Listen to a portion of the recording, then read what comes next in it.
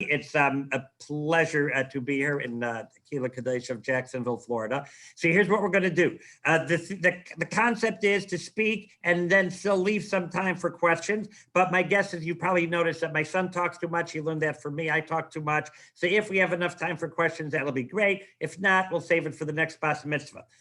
So, in order to clarify, Shelas Chacham Chatzi Tshuva, the Talmud tells us that an intelligent question is already half the answer. If you don't know the question, you don't know what you're talking about. So let's clarify our question. Pardon me, I apologize.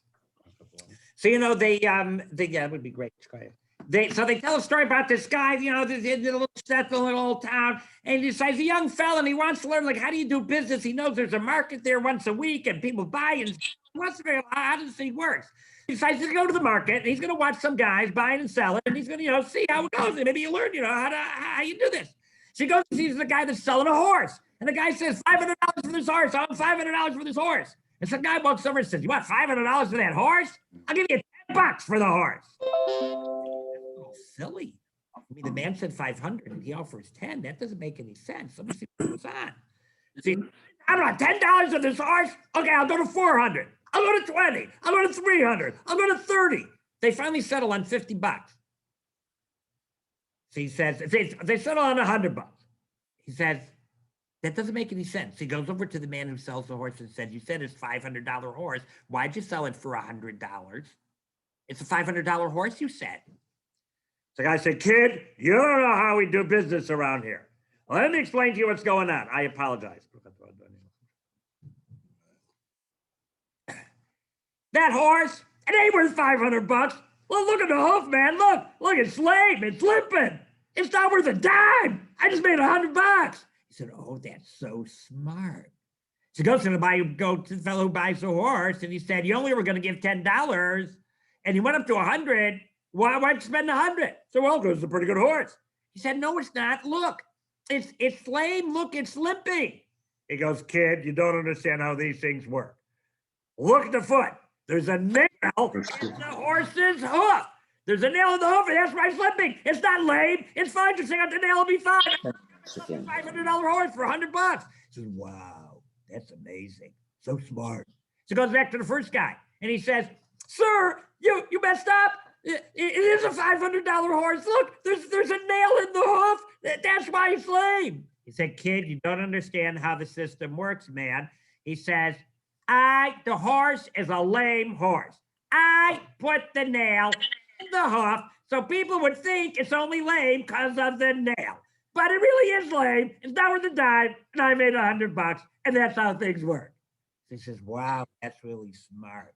So he goes to the guy who spent $100. He says, you messed up, sir. Yeah, because, see, the man, he put the nail in the hoof to make it look lame, and so you would think it's only because of the nail, but it's not because of the nail. It really is lame, and you just lost money.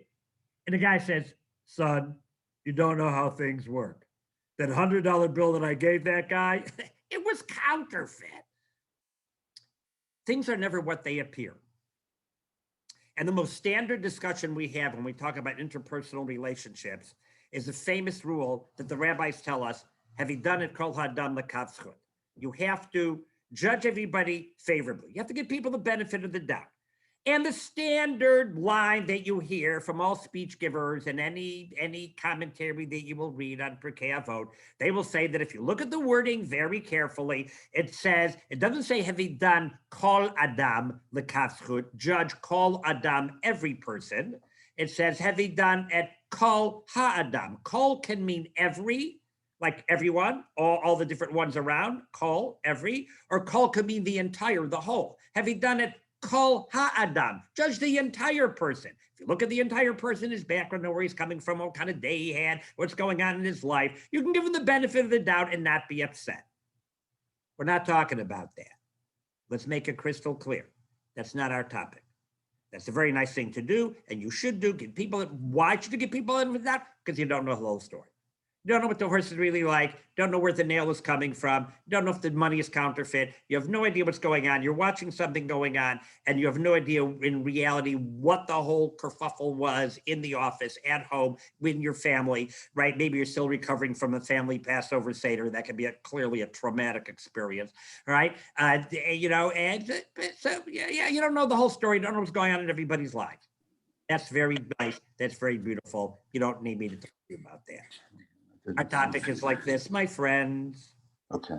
Talmud tells us, we all know it, we hear it all the time, especially in the summertime when it comes around the time of Tisha B'Av, when we commemorate the destruction of the temple. Why was the second temple destroyed? Sinat Cinam, or for those that have a different ethnic orientation, Sinat Cinam. It's the same thing, just how you pronounce it, right? Whatever works.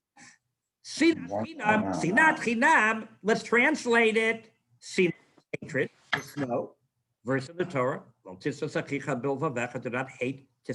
hate, do not hate your friend in your heart, right? Chinam, free.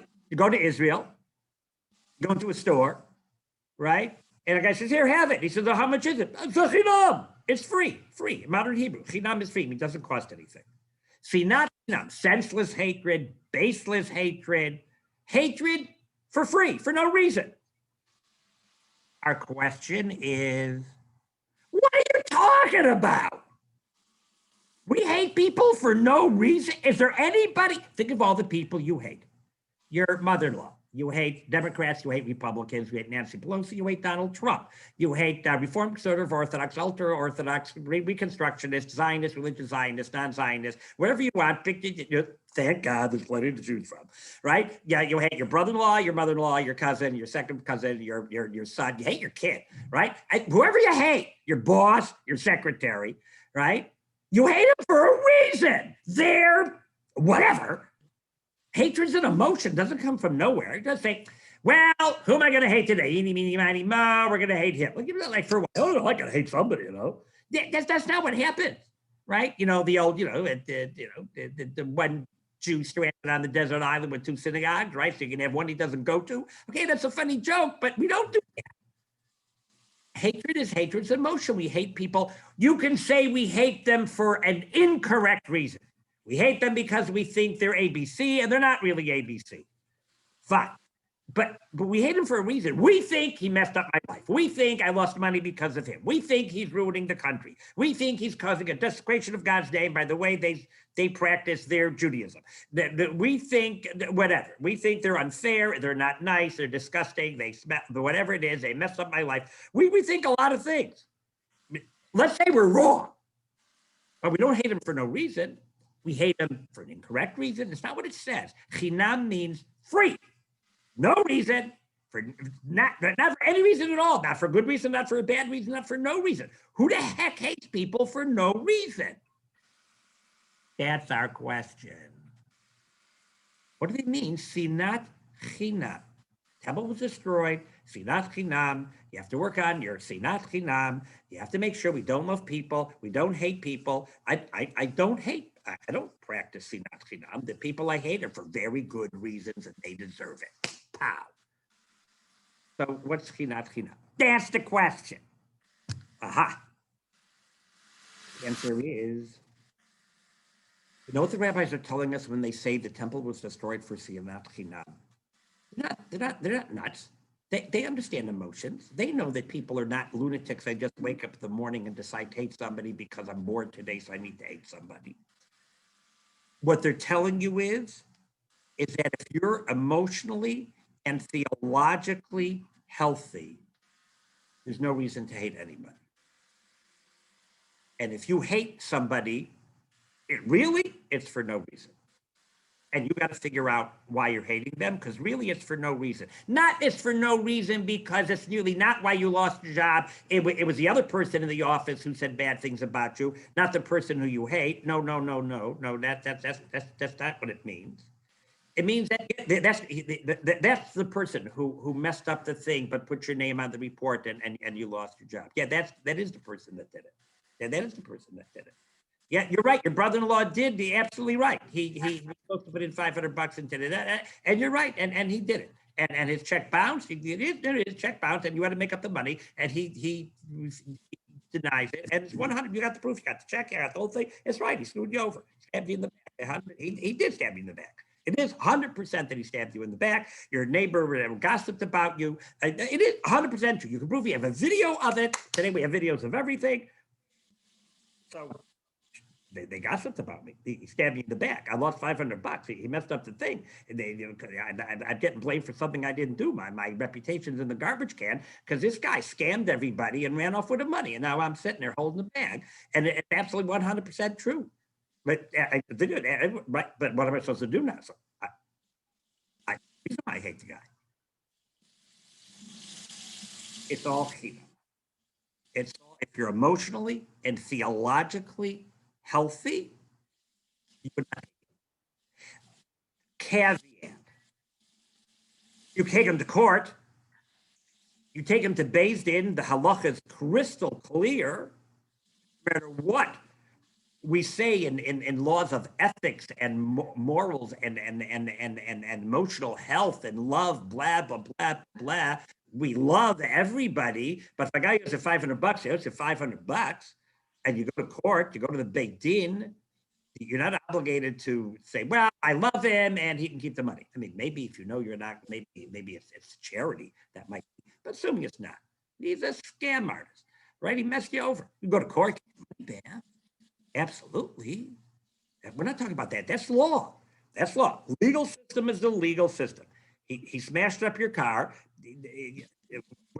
We'll discuss why you shouldn't hate him for smashing up your car, but he should pay for the car. Go to court. Go to Beis Din. Go to legal court, in a Jewish court, and present your case. And if they say no, he's not obligated, then he's not. If he says he is, then he is. But that's goodness. Hey, I'm not talking about monetary issue. You don't have to lose money for this. That's incorrect, right? You want to give charity to the guy because he's a nebuch, that's a different issue. So we just make sure you keep that caveat in mind. So what do we mean if you're emotionally healthy and if you're theologically healthy, you will not, hating someone is really not for no good reason. There's no reason you should hate anybody. You may not want to do another business deal with them, but you shouldn't be hating them. Why? Let's do emotionally healthy eat first because that's the easiest. Well, everybody knows the famous verse. You have to love your neighbor like you love yourself. Now, love your neighbor like you love yourself.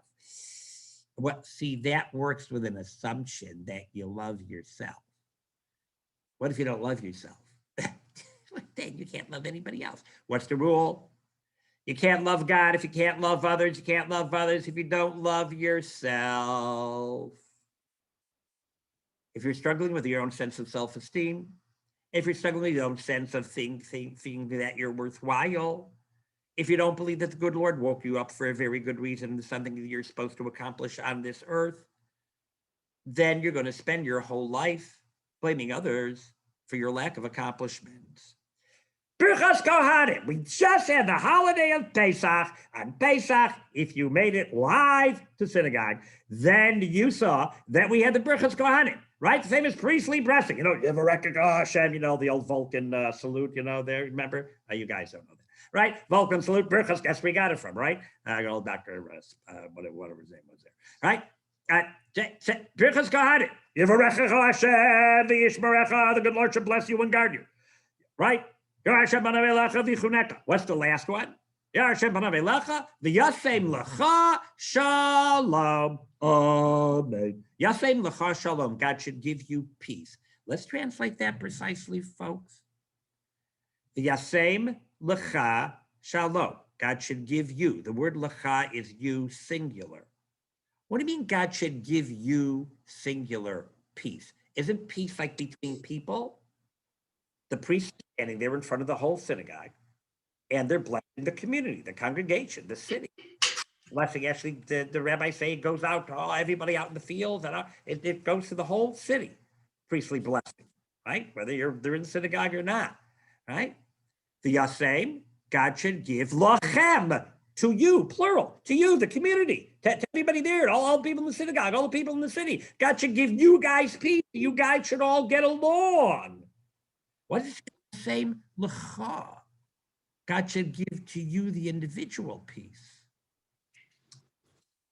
Because you can't be at peace with other people if you're not at peace with yourself. And their priestly blessing, the Berchat Kohanim, ends with a blessing of peace. V'yasem lecha shalom. God should give you inner peace. You should be at peace with yourself. You should be comfortable. If you're comfortable with yourself, if the individual is comfortable with themselves, they get along with everybody else. You gotta love yourself. You gotta be comfortable with yourself. Very famous Rabbi Dr. Abraham Twersky passed away a little while ago.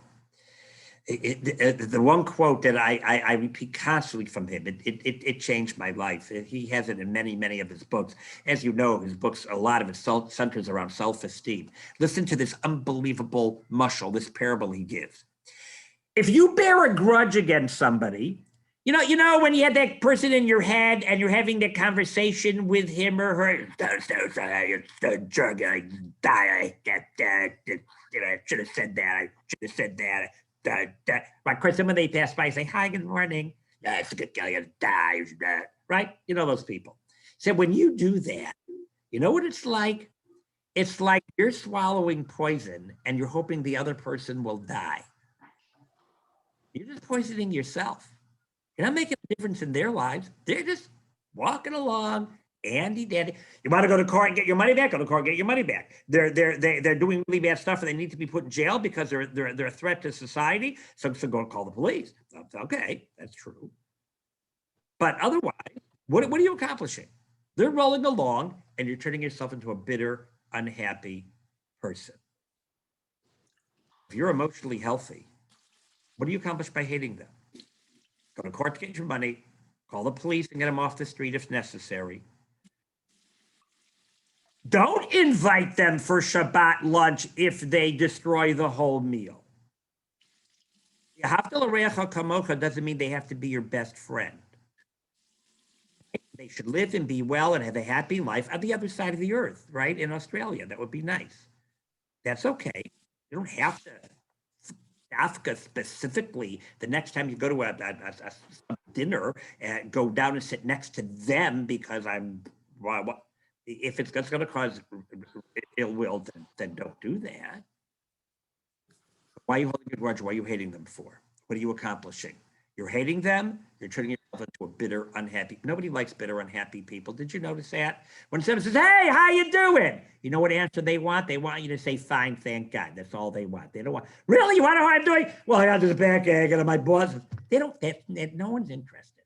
Yeah, they want smiley, happy people. You're smiley, happy people. Everyone smiles back at you, right? "How you doing?" "Thank God, good. Thank God, Baruch Hashem. All's good, good. Nice to hear. Great. Have a great day." That's what they want. And you walk around bitter and cranky because these messed me over and he got a jerk and dead, just hated, smiley, wipe that smile off his face. Blah. You're swallowing poison and you're hoping he'll die. You're killing and you're poisoning yourself. If you're emotionally healthy, you will not hate them. You will maybe confront them. One of the commentaries on that verse of Lotisna Sachicha Bilvavecha, do not hate your friend in your heart. Rebuke them, speak to them. Says, what do you mean don't hate your friend in your heart? Don't hate him in your heart. If you think you have reason to hate them, hate them out loud. Say, "Hey, bud, I hate you." And they'll say, "Why?" And they'll say, "Well, because yesterday you did it, and the business deal you did, and you spoke to my mother-in-law, and you did this, and we did that, and either they'll say, "Oh, I'm sorry, I didn't realize it," or "You misunderstood," or they'll say, "I did because you're a jerk and you're an idiot." You say, "Okay, at least I know where I stand." And then move on. Clarify what's going on. You misunderstood. Maybe there was something going on, like that. Maybe the horse is lame. Maybe it's not lame. Maybe it's a nail. Maybe it's not a nail. Clarify. Don't hate him in your heart. In your heart, you're accomplishing nothing. You're not resolving the issue. You're turning yourself into a bitter, unhealthy person. So just get it up and out. If you feel you can talk to them, bring it up and out and talk to them. Who knows? Maybe you'll find out new information. And maybe you'll find out information. You're right. I don't do business with this guy again. I'm not inviting them for a Shabbat meal again. I can't. Okay, fine. So no. Call the police. Go to court. Hire a lawyer. Do whatever you got to do. But get it out of your heart. because you're swallowing poison and you're dying. That's emotionally, theologically. Now, this is tricky. We don't have a lot of time left, and I don't want to end up opening up a theological can of worms and walking out of town and having my poor son hold the bag, right? But if we're going to be theologically honest about this, right? That guy, I lost my job because of him. I didn't get hired because he went and he told people not nice things about me, which weren't true. And I hate him because it was a great position and I lost it. And I'm having problems with my mortgage now because of it, because that guy's a jerk. Is that why you lost your job? Are you having problems with your mortgage? You lost your job, you're having problems with your mortgage because on Rosh Hashanah, the books were opened and it was decided how much money you're going to make this year. That's why you're having problems with your mortgage. God had to do it. Now, if this guy would have been a fine, upstanding human being and said nice things about you, maybe you'd have gotten the job and I don't know, your house would have burned down. I don't know. Right? But instead, this guy stepped up and God said, hey, well, that just saved me a little work because I didn't want that guy to get the job. And I was trying to think of different ways to do it because he doesn't deserve it. But you just stepped in there and you, of course, got it in and you're going to burn in hell. But hey, thanks, says God to that jerk, because I didn't want him to have the job anyways. So I was going to do it in a nicer way, but since you decide to do a really big sin and speak poor, tell lies about this guy and in your place a really hot spot in hell, that's your job. But says God, thanks, just say, I just saved a little time today. Appreciate that. Have a nice day, right? God, the nicest way, as one of my students said. So Rabbi Feigenbaum, so basically what you're saying is like God keeps score. I said, that's exactly what happens. God keeps score. There is, to be perfectly honest, two different opinions to the really thorny, abstract theological concept of my free will versus God's divine providence. Right? There are some people say that even though we have free will to do whatever we want, we can punch people out, we can break windows, we can hold doors open for people, we can slam them in their face. We have free will. God lets you do whatever you want. Just your life, man. It's your world to come. You make your call, do whatever you'd like. We have free will. But according to many opinions, we can't adversely affect other people. If that person is not supposed to have a broken nose, so I'm going to punch him in the nose. I'm going to step back. I'm going to slip. I can't break someone's nose. Go ahead. Right? I can't break someone's nose whose nose is not supposed to be broken. Right? That's according to the Chavos. Many people hold that. Right? So if he broke my nose, he was not allowed to do it. I'll take him to Beis Din. He'll have to pay the doctor bills. Maybe the court will lock him up because he's nuts or something. He's a danger to society. But my broken nose, I'm in the hospital for 2 days, right? Because it had to happen somehow. I would have slipped out a banana peel, right? God doesn't let things happen to you, right? So the famous question, of course, is, so why does he have to pay for breaking? God doesn't let anything happen to you that you don't deserve. So the fact that I busted your nose, God wanted it broken. That's true. That's why I don't hate you for breaking my nose, right? But you have a sin. The Torah says clearly, do not break people's noses. You're not allowed to do that. God has plenty of ways to have my nose broken. God has plenty of ways for me to lose my job if God wants me to lose my job. He didn't need your help. Lying about me is a sin and you go to hell. But you're right. You don't lose jobs unless God wants you to lose jobs. You don't have emotional pain unless God wants you to have emotional pain. And even according to the opinion to say, no, people's free will could override, right? God won't stop you from doing anything, but God keeps score. In the final analysis, and then if you're 120 years on Earth and you go up for the final accounting, we're just here for a lousy 120 years. Out of eternity, 120 is a very small number, right? It's not a large number. It's just 120 crummy years in a crummy little material world. We're talking about eternity, folks, right? We're talking about our soul, right? God keeps score when it comes to the final accounting where things really account, right? And you go up to heaven and God takes out the expense account he gave you and says, here's all the money I gave you on this earth. Did you use it to advance the values of our company? You were a salesman for God out there on this earth. I gave you a big expense account. What'd you do with it? You know how you deal with this. At the end of the year, you give your expense account. You're spending more money than you're bringing in. They cut it down. What are we giving you all this money for? I took all these people out to dinner, but you didn't make any sales, right? You know, so that's what happens in 120 years. God says, I gave you health. I gave you whatever I gave you. What'd you do? How'd you do? Let's see how you did. And if you didn't do great, so you need to make an accounting and you might need to be punished. But what weighs that on the other side? All the sufferings, all the difficulties. Sometimes God punishes you on this earth. Sometimes he punishes you in the next world. Better to suffer a little bit. Well, you know, you didn't do such a great job. You weren't really nice to your mother. And she might have been difficult, but you know, keep it as an aim. I'm a little disappointed.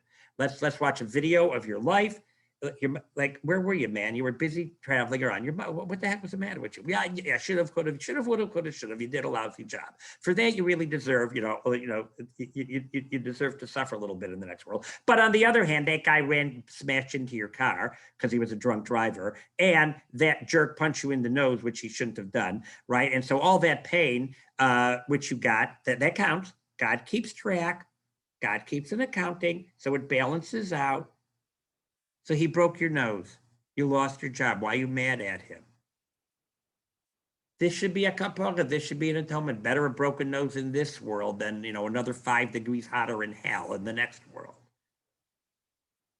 God keeps account. It won't go for naught. God notices. Rabbi Feigenbaum, broken nose, really for no good reason, right? We assume that before he dies, he'll do some sin, and the broken nose will count, and we'll let the broken nose call it. We'll let the broken nose call it. And in 120 years, when you're watching those sins and good deeds, and you'll say, and this, oh, I'm in big trouble. Well, broken nose. Oh, broken nose. Why did the guy break my arm? He should have broken my arm. I should have broken my nose and my ears. Right? Well, sorry, you only broke your nose. So, you know, you still need a little more, right? Oh, man. And then you'll, right? So it's great he broke your nose. So theologically, why are you angry at him? Your life, God controls the whole show. Again, he goes to court. You can sue him for the money. Absolutely. The legal system's a legal system. We're talking theologically. Should I be mad at him as a person because my life is lousy because of him? No, your life is lousy because God wanted your life to be lousy. God wanted you to, he wanted to be have whatever he wanted you to have. It's all being taken into account. There's no need to be angry at the guy. The court system does a lot to try and recoup your money. Absolutely. And the court system allows you to recoup your money, so you get your money back. That's great. The basic summation is we're supposed to end with a cheesy story. See, that's what people do now, cheesy stories. We should do a Yoel Gold, an amazing video with like fancy graphics and airplanes flying in the air. Put some like cheesy music in the background. Speak with a very emotional tone of voice and leave you with gasping for air. And do that all in 30 seconds because people now have the attention span of a cockroach. All right. Studies have shown, you know how long people stay on a web page to decide whether they want to watch it or not? It was 10 seconds. It's down to 8. Okay. Try and teach a class of high school girls. Okay. But we're not going to do that because cheesy videos are dumb and cheesy stories are stupid because you know what happens? You do a good deed and you're waiting to be a cheesy story. Right? Like you have Yoel Gold and Yechiel Spiro and Pesach Crone and all these guys and small miracle peoples. You got them on your speed dial. And anytime you hold the door open for someone, you say, okay, God, I just did a good deed and now there's going to be a miracle and something's going to happen. And then when it does, hey, God, I did a good deed. I want to be in a book. Life's not always like that. People do good deeds and nothing happens. You got to get used to that. Tough for kids. Kids have watched so many cheesy videos and so many stories. They want everything to be a story. Well, it's not always a story. You do good deeds and you get run over by a truck. That's life, okay? So we're going to end, instead of a cheesy video, and instead of a story, and then we'll give ourselves 10 minutes for questions on a personal level, because personally, of course, it's very difficult. And, you know, the tricks of how do you get rid of that poison? How do you reframe, right? I know, what are the parameters of taking someone to court, going to Beis Din, right? What's the concept of, so I can not invite them for Shabbat? It's my mother, but she's toxic. She's bad for my children. She's an emotionally unhealthy person. but she's all by herself. So I'm not supposed to have her come for Shabbat meal. And when she asked, why am I home by myself? What am I supposed to tell her? Because you're a cranky old lady. You always were a lousy mother. You still are a lousy mother. And you destroy my children emotionally. And therefore, I can't have you in the house. Is that what I'm supposed to do? We'll take practical questions later. We're dealing with concept. So we're going to end with Menachem Begin. Menachem Begin, former Prime Minister of the State of Israel. We all know Menachem Begin. Right? Menachem Begin's famous line. I've used this line more than almost any other line in my career. Right? Menachem Begin's famous line when they were doing the famous negotiations or the peace treaty with Egypt, right? And they had all negotiations with Anwar Sadat, right? And they come out, and all the reporters are and said, no, so yeah, we said, do we have an agreement? Says, yes, we have an agreement. And they said, wow. He says, yeah, we've agreed to disagree. You can agree to disagree. You're allowed to disagree.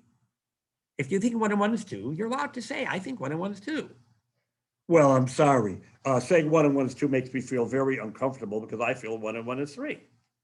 There's no God-given right to feel comfortable in this world. That's baloney, right? No one has to be comfortable, right? Well, you thinking 1 and 1 is 3 makes me uncomfortable. So we even out. I make you uncomfortable. You make me uncomfortable. The fact that I make you uncomfortable makes me uncomfortable. You can agree to disagree. You're allowed to disagree. You did it right, you did it wrong. It was your fault, it was my fault. You were supposed to do it, I was supposed to do it. He was supposed to do it, she was supposed to do it. You shouldn't have said it, I should have said it, you should have said it, I would have said it. You can disagree with people. And you walk away and we agree to disagree. That's called getting along. Not hating people. So I don't hate anybody because I'm emotionally healthy and I gain nothing by it. And theologically, I realize that they didn't do me any harm. So there's no reason to hate them. Doesn't mean I have to agree. I don't agree with their style. I don't agree with their approach. We agree to disagree. Have a nice day. In 120 years, we'll all get upstairs and we'll discuss and see who's right and wrong. That's the most, because you're not going to agree with everybody. We don't get along with everybody. We don't see eye to eye in everybody, and everybody has different styles, and there's people who just rub you the wrong way. So we agree to disagree, and don't sit next to people that rub you the wrong way. Doesn't mean that you have to go out of your way and become best friends with people who are completely not your style. It means you have to treat them nicely, wish them well, wish them all the good things in the world, bear no grudges against them, but they're just uncomfortable people to sit next to because of your personal whatever. So don't sit next to them, right? But don't bear it in your heart. Temple was destroyed because of Sinat Cinam, right? We all realize we're clearly coming to the end of days. Good Lord is desperately trying to get the world to realize that he runs the show, and the world is doing everything humanly possible to think that they run the show. So every time that some people sort of realize and think that God runs the show, people say, no, look, we have vaccines, we run the show. So God creates another variant. And the variants just keep on coming till people give up and say, okay, God, we got the message, we give up. No more variants, you run the show. You happy? And I'm gonna say yes. And then Mashiach will come and the world will be a beautiful place and that'll be great. It should all happen soon. I wish you all the courage and the strength. I wish you all the courage and the strength to be able to take a deep breath, let it go. Don't swallow the poison. Always remember, you do not have the ability to control others. You do not always have the ability to control your reality, but you always have the ability to control how you respond. Have a wonderful day. And we have 5 minutes if we want to take questions. If my son clicks the right buttons, that might just work. Okay, I'm gonna unmute. You guys can unmute yourself if you want, and feel free to go ahead and ask some questions. Or type them in. Okay, let's not all jump at once now. We've stunned the crowd. Okay, Rabbi Jim Richmond, how are you? Hey, how are you? I'm good. Very good. What's up? Okay, I just had my 5th grandchild. Have I caught up with you yet? You keep working at it. You keep working at it. As soon as you get to great-grandchildren, we'll talk, okay? You give me a call. Yeah, that's not my real question. I would love for you and your son to co-lead a whole weekend on free will. I think that is a key element in what a lot of people don't understand in the world. And I am one of those people that still doesn't have a good grasp of free will. My question is, let's go to the broken nose, okay? The broken nose theory. Is it possible because of free will that someone could break my nose and God really did not want my nose to be broken and that just happened because of free will? Well, here's the standing on one foot answer. That's what I meant by opening up a theological can of worms. The quick answer to that is a famous and great debate between many brand name scholars based on a bazoodle of sources, right? The general, I shouldn't say general because it's generally people would say, no one can break your nose if God did not want the nose broken. It would never happen. He would slip on a minute, but he would miss, he would fall backwards. No one can break your nose if God doesn't want you to have a broken nose. He's not allowed to do it, and he should get punished for it. But God was going to have you slip and break your nose, or bang into a door and break your nose, but he broke it. Okay, so he did it and saved God a few minutes. But that's the pretty much standard opinion.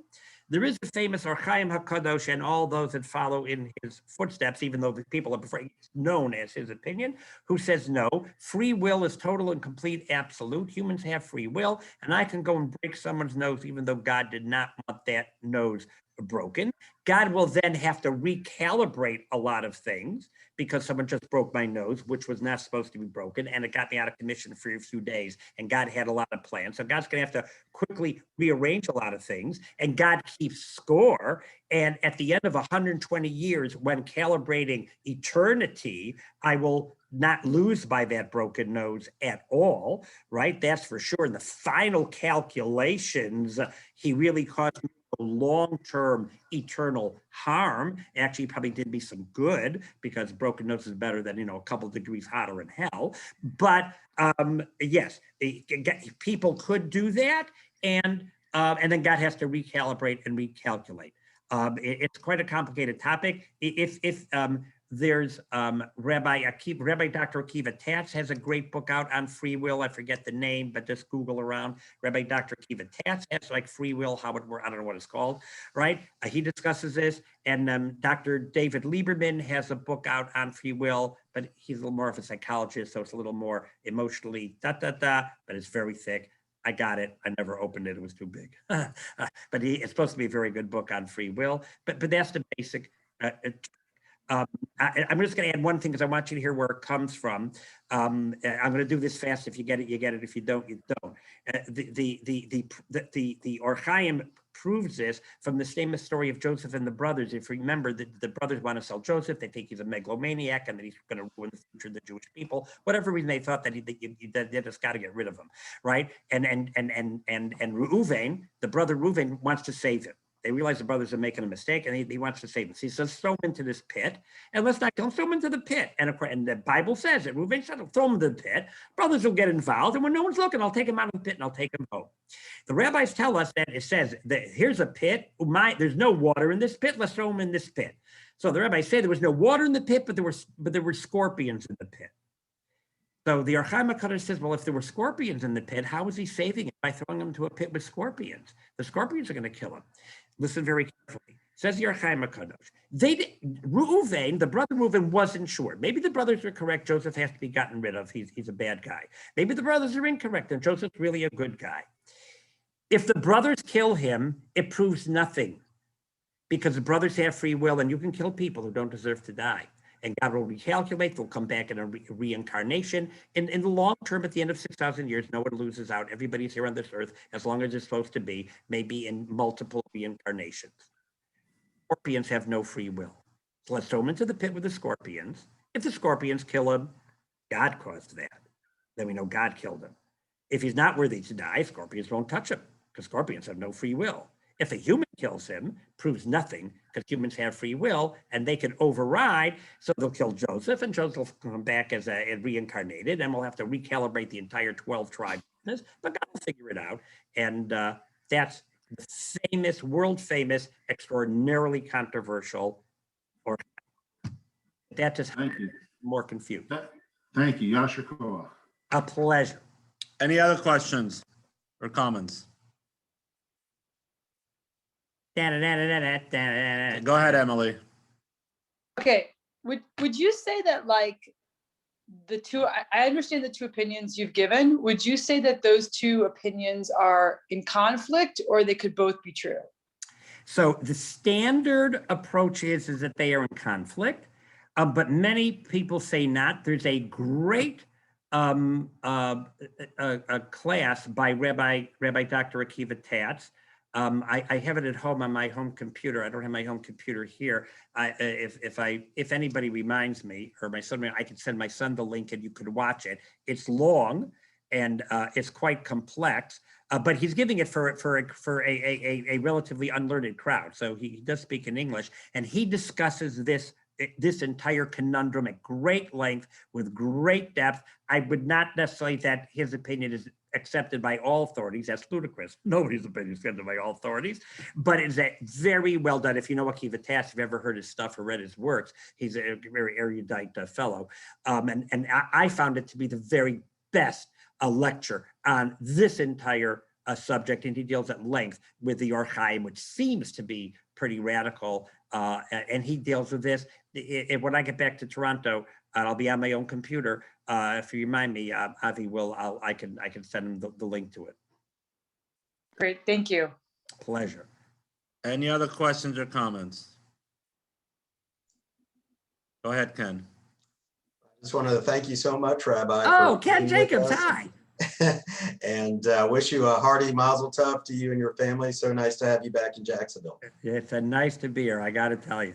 Thank you very much. Great to see everybody, and Emily's good to see you too. Oh, Bonnie, all these people that I sort of know. Kenai and Horace, very nice to see everybody again. Thank you very much. You should all be well and all stay safe. Okay, so thank you everybody for joining us, and a big thank you to my father for enhancing and giving me the morning off. But again, just like to invite all of you. I think you all got the invitation, but please join us. Hopefully it's going to be a sunny Shabbos morning, so let's all daven and pray that the weather stays sunny, and you'll join us for a beautiful Kiddush. Everybody have a wonderful day. Thank you, everyone. Thank you.